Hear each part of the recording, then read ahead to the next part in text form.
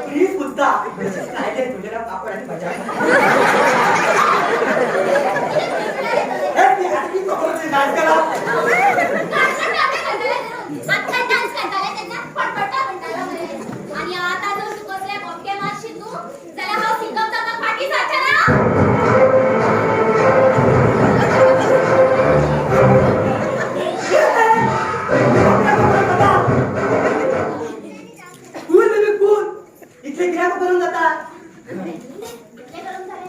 आणि घेतो ज्यातले उदक सुद्धा आणि त्यात टोकण्यात वगैरे को एकदा करत पाहिजे